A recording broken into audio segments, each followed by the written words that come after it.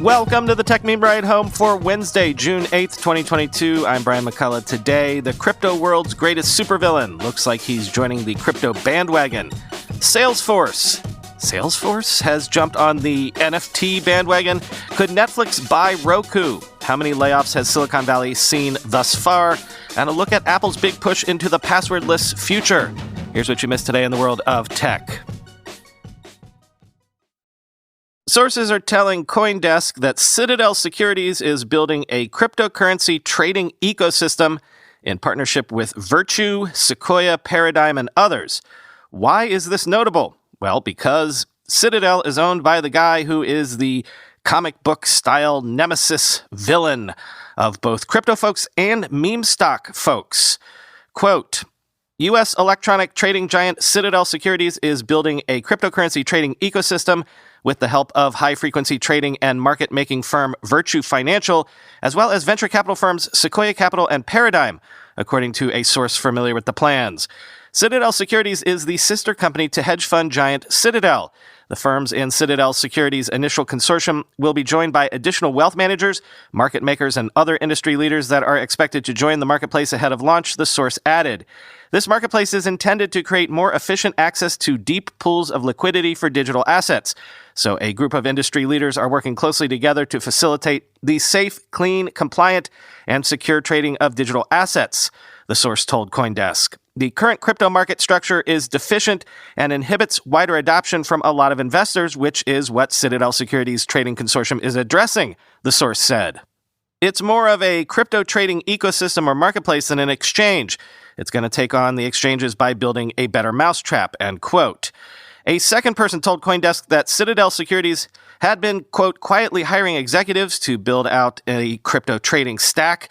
A third source said that the firm is in discussions about a, quote, huge amount of systemic internalizing involving Citadel's sister companies, end quote. Citadel Securities, of course, is helmed by crypto skeptic Ken Griffin, who scuttled Constitution DAO's efforts to buy an original copy of America's founding document. Though he had earlier said crypto was a jihadist call against the U.S. dollar, his firm has since announced plans to make markets for various cryptocurrencies. Virtue is known to be involved in market making for crypto futures and exchange-traded funds in Canada. The firm was also said to be carrying out crypto market making on Coinbase and Gemini, the block reported. In January of this year, Sequoia and crypto VC firm Paradigm invested $1.15 billion in Citadel, end quote. Here's the thing, and if I'm wrong about this, smarter folks than me are welcome to correct me. I know its stock price is down a ton, but one thing that got everybody's attention when Coinbase went public was the gobs of easy money it was making at the time. Turns out, running an exchange or an exchange-like thing is a really good business. It's just that running an exchange for traditional stuff like stocks or commodities or whatever is such a regulatory heavy lift that it's a headache. Otherwise, more people would do it. But in the crypto world, voila, no regulatory overhang yet. So why not run a crypto exchange and make that easy money, assuming people still want to trade crypto? Makes sense to everyone from PayPal to banks to now even Ken Griffin.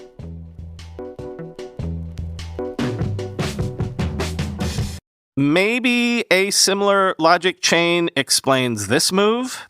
Salesforce this morning announced NFT Cloud, a service for buying and selling NFTs available in a closed preview because, when I think of Salesforce, I obviously think of NFTs as a natural business overlap, right? Quoting TechCrunch.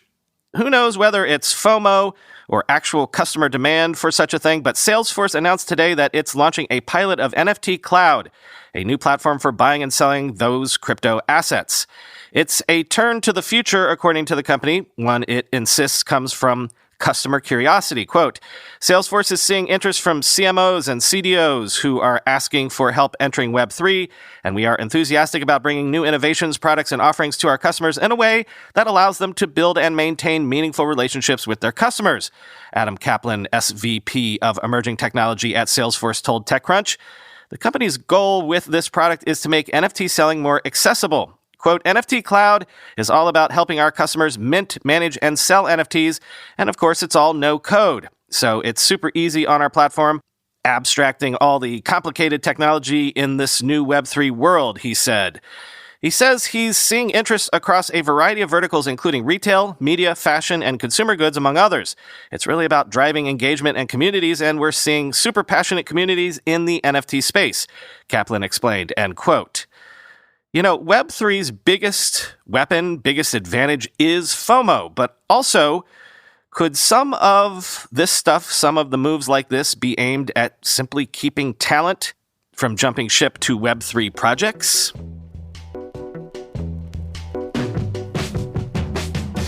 From the Groundhog Day file, in a joint cybersecurity advisory, the NSA, CISA, and the FBI revealed that China-backed hackers have exploited publicly known vulnerabilities to snoop on network traffic.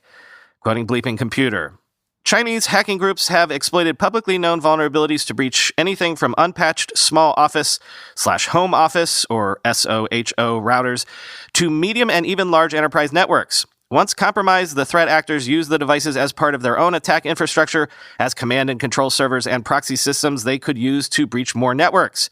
Upon gaining an initial foothold into telecommunications organization or network service provider PRC, state-sponsored cyber actors have identified critical users and infrastructure, including systems critical to maintaining the security of authentication, authorization, and accounting, the advisory explains. The attackers then stole credentials to access underlying SQL databases and used SQL commands to dump user and admin credentials from critical remote authentication dial-in user service, or Radius servers. Armed with valid accounts and credentials from the compromised Radius server and the router configurations, the cyber actors returned to the network and used their access and knowledge to successfully authenticate and execute router commands to surreptitiously route, capture, and exfiltrate traffic out of the network to actor-controlled infrastructure, the federal agencies added. By exploiting these vulnerabilities, the Chinese-sponsored threat actors have established broad infrastructure networks that help them further compromise an even wider range of public and private sector targets.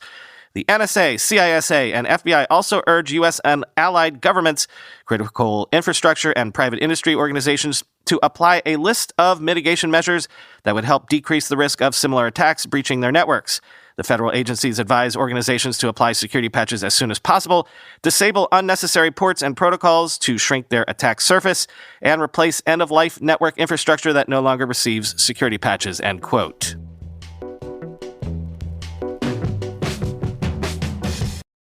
Shared micromobility company, read scooter company, Bird has confirmed plans to lay off 23% of its staff, or about 138 out of 600 workers, spanning across the entire organization and regions. So, more layoffs, and I thought I'd give you some hard data on the total layoffs that we've seen thus far in this tech industry downturn, since Crunchbase News is tracking this stuff, quoting them.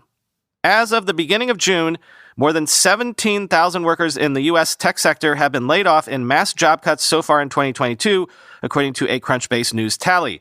We've included both startups and publicly traded companies that are based in the U.S. We've also included companies based elsewhere that have a sizable team in the United States, such as Klarna, even when it's unclear how much of the U.S. workforce has been affected by layoffs.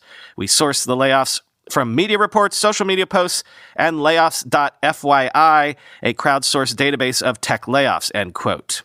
Click through on the link in the show notes to see their methodology and their data. Now, if I remember my research for my book correctly, during the dot-com bubble, after it burst, 250,000 tech jobs were wiped out. But that was also because basically 90% of tech startups also went away. If startups were to see 90% attrition these days, we'd be talking job losses well into the millions. So, you know, apples, oranges. There are all different sizes of businesses. Big business, small business, that awkward growing phase business, the running this thing from my garage business, and the OMG we can't hire fast enough business. Wherever you are in your business journey, HubSpot's powerful but easy-to-use CRM platform grows with you. It lets all of your teams work together seamlessly, whether that's just you and your roommate or colleagues across multiple time zones. Grow better with HubSpot by connecting your people, your customers, and your business. Learn more at HubSpot.com. Our next partner has a product I use literally every day. I started taking AG1 because I often don't have time to sit down for breakfast. Between getting the kids out the door in the morning to starting to write this show. With one delicious scoop of AG1, though, I'm absorbing 75 high-quality vitamins, minerals, whole food source superfoods, probiotics, and adaptogens to help you start your day right. This special blend of ingredients supports your gut health, your nervous system, your immune system, your energy, recovery, focus, and aging. All the things. I need to hydrate every morning anyway, so instead of a tall glass of juice filled with sugar, I get a tall glass of water and mix AG1 into it. AG1 contains less than 1 gram of sugar, no GMOs, no nasty chemicals or artificial anything, while still tasting good. It costs you less than $3 a day, so you're investing in your health, and it's cheaper than your cold brew habit. AG1 is a small micro habit with big benefits. It's one thing you can do every single day to take great care of yourself. Right now, it's time to reclaim your health and arm your immune system with convenient daily nutrition. To make it easy, Athletic Greens is going to give you a free 1-year supply of immune-supporting vitamin D and 5 free travel packs with your first purchase. All you have to do is visit athleticgreens.com/ride. Again, that is athleticgreens.com/ride to take ownership over your health and pick up the ultimate daily nutritional insurance. I sort of debated whether or not to go with this one because I'm not sure how strong the rumor smoke is here, as you'll hear when they describe the sourcing they're using. But let's just say I'm putting this on your radar so I can look good if it turns out to happen. And also, this sort of makes obvious sense to me. Insider is reporting that inside Roku, talk is heating up about a possible acquisition by Netflix. Quote, employees at Roku have been discussing the possibility of a Netflix acquisition in recent weeks, according to people familiar with the matter. The chatter comes as Roku's stock has dropped about 80% since late July on weaker demand for video streaming and lower set-top box sales. Roku competes with Apple, Amazon, Google, and Samsung in the market for streaming devices, and some of those industry titans are battling with the smaller company for lucrative video ad dollars. The collapse in Roku's stock made it hard to compete with its larger tech rivals on pay in a tight labor market. The result has been a staggering increase in equity grants to employees, leaving Roku well underwater on stock-based compensation. Roku has been seen as an acquisition target before, including last year when, according to the Wall Street Journal, Comcast CEO Brian Roberts considered purchasing the company. In January, the departure of a top Roku executive stoked questions about the company's future. In recent weeks, the possibility of a Netflix acquisition has become the focus of internal chatter at Roku.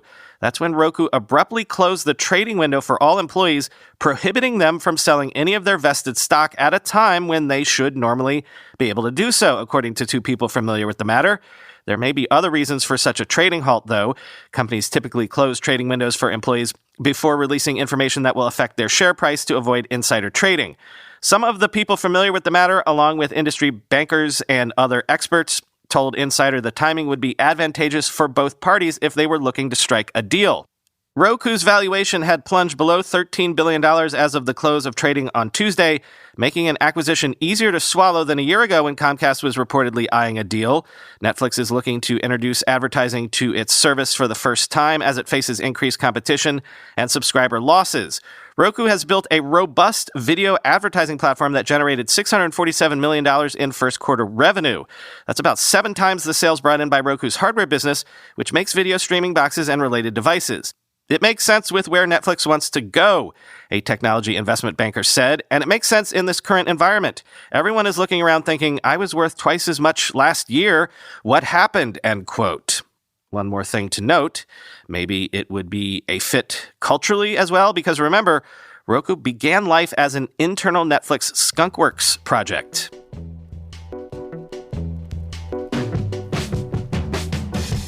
Finally today, one more crumb from WWDC I wanted to dive into a bit. Wired takes a look at Apple's plan to debut passkeys, passwordless login for apps and websites in iOS 16 and macOS Ventura, using Touch ID or Face ID for authentication, because if anyone is going to mainstream this stuff, it's gonna be Apple with the huge iPhone install base.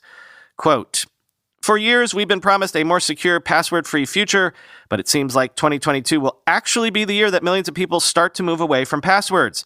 At Apple's Worldwide Developer Conference yesterday, the company announced it will launch passwordless login across Macs, iPhones, iPads, and Apple TVs around September of this year. Instead of using passwords, you will be able to log into websites and apps using passkeys with iOS 16 and macOS Ventura. It's the first major real-world shift to password elimination. So how does it work? Passkeys replace your tired old passwords by creating new digital keys using Touch ID or Face ID, Apple's Vice President of Internet Technologies, Darren Adler, explained at WWDC. When you are creating an online account with a website, you can use a passkey instead of a password. To create a passkey, just use Touch ID or Face ID to authenticate, and you're done, Adler said. When you go to log in to that website again, passkeys allow you to prove you are who you say you are by using your biometrics rather than typing in a passphrase or having your password manager enter it for you. When signing into a website on a Mac, a prompt will appear on your iPhone or iPad to verify your identity. Apple says its passkeys will sync across all your devices using iCloud's keychain, and the passkeys are stored on your devices rather than on servers. The use of iCloud keychain should also solve the problem of losing or breaking your linked devices. Under the hood, Apple's passkeys are based on the Web Authentication API, WebAuthn, and are end-to-end encrypted so nobody can read them, including Apple. The system for creating passkeys uses public-private key authentication to prove you are who you say you are. A passwordless system would be a significant step forward for most people's online security. As well as eliminating guessable passwords, removing passwords reduces the likelihood of successful phishing attacks. And passwords can't be stolen in data breaches if they don't exist in the first place. Some apps and websites already allow people to log in using their fingerprints or using face recognition, but these usually require you to first create an account with a password. Apple's passkeys aren't entirely new. The company first detailed them at 2021's WWDC and started testing them shortly after. And Apple isn't the only one that wants to eliminate passwords. The FIDO Alliance, a tech industry group, has been working on the underlying standards needed to ditch passwords for almost a decade, and Apple's passkeys are the company's implementation of these standards. When all tech companies have rolled out their version of passkeys, it should be possible for the system to work across different devices. In theory, you could use your iPhone to log into a Windows laptop or an Android tablet to log into a website in Microsoft's Edge browser. All of FIDO specs have been developed collaboratively with inputs from hundreds of companies, says Andrew Tricchiar, the executive director of the FIDO Alliance. Tricchiar confirms that Apple is the first company to start rolling out passkey-style technology and says this shows, quote, how tangible this approach will soon be for consumers worldwide, end quote. Any success for a passwordless future depends on how it works in reality, though. At the moment, there are unanswered questions about what happens to your passkeys if you want to ditch Apple's ecosystem for Android or another platform. Apple hasn't yet responded to our requests for comment. And developers still need to implement changes to their apps and websites to work with passkey. Plus, to gain trust in any system, people need to be educated about how it works. Any viable solution must be safer, easier, and faster than the passwords and legacy multi-factor authentication methods used today, Alex Simmons, the head of Microsoft's identity management efforts, said in May. In short, if cross-device systems are clunky or a pain to use, people may shun them in favor of weak but convenient passwords, end quote.